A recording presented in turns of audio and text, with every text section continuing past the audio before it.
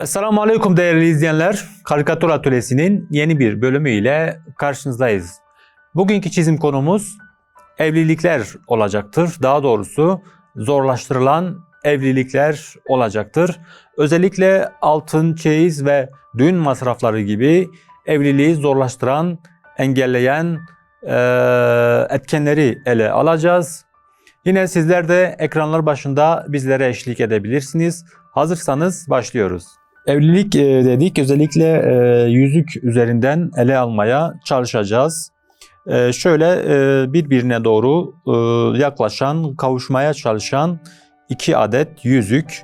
Özellikle erkek yüzüğü gümüş renginde, kadın tarafı yani kadın yüzüğü altın renginde ve ortada bunların kavuşmasını engelleyen birer engelleyici, yani biz burada tabi birer taş ve kaya şeklinde yapmışız. Özellikle altın, çeyiz ve düğün şeklinde ve kurdela ile örneğin uzatmış, yani birbirine doğru uzanan eller yapacağız ama kavuşamıyorlar.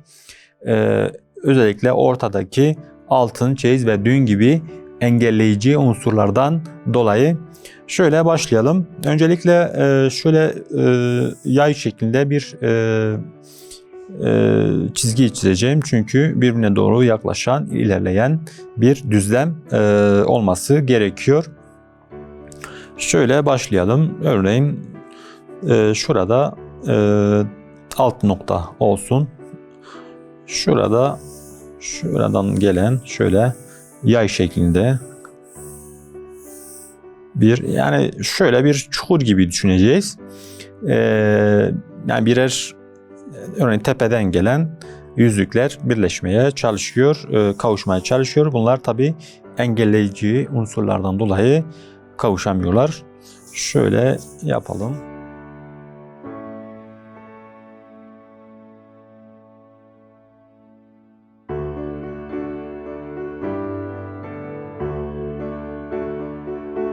Şurada öncelikle yüzükleri çizmek istiyorum. Kayaları daha sonra ekleyeceğiz. Şurada bir adet şöyle büyük bir yüzük olsun. Aynı şekilde örneğin şurası merkez noktası. Şöyle. Şurada yine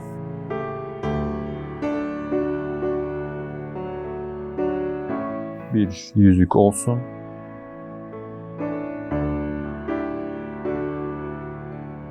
Şurası gümüş, şurası altın olacak şekilde.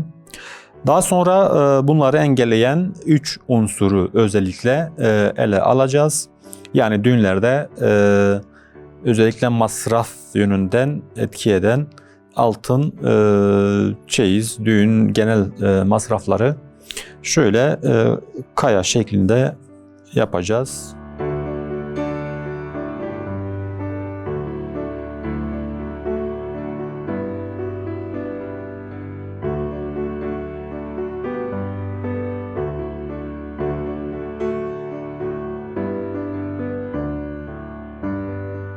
Şuraya düğün diyelim.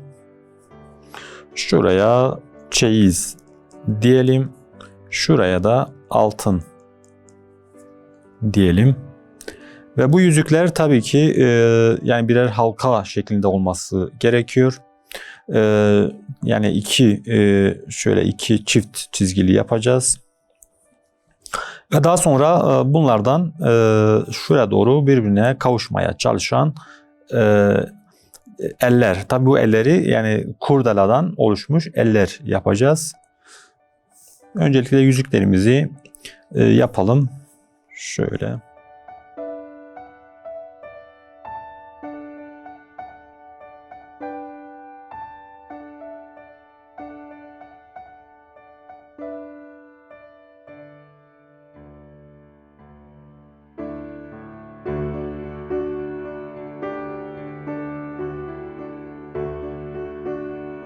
Yine bu tarafta aynı şekilde.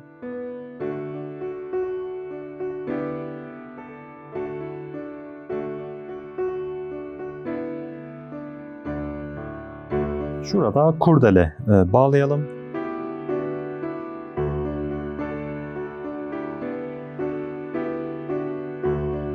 Ve şuradan şuraya doğru uzanan bir el yapacağız. Aynı şekilde şuraya bağlayalım. Ve şuradan şuraya doğru uzanan bir el yapacağız. Bu noktada kavuşamıyorlar. Kavuşamayan iki el.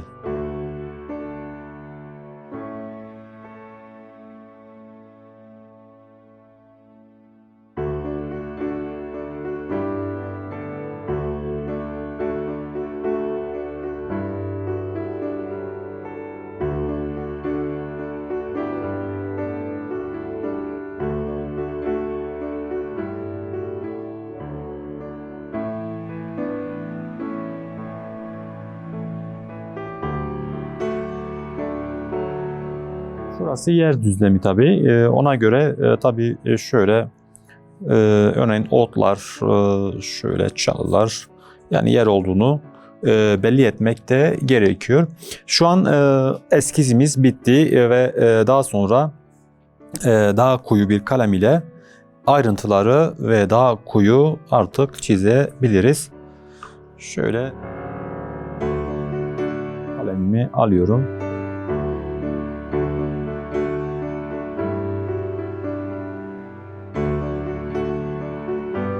Şöyle başlıyorum.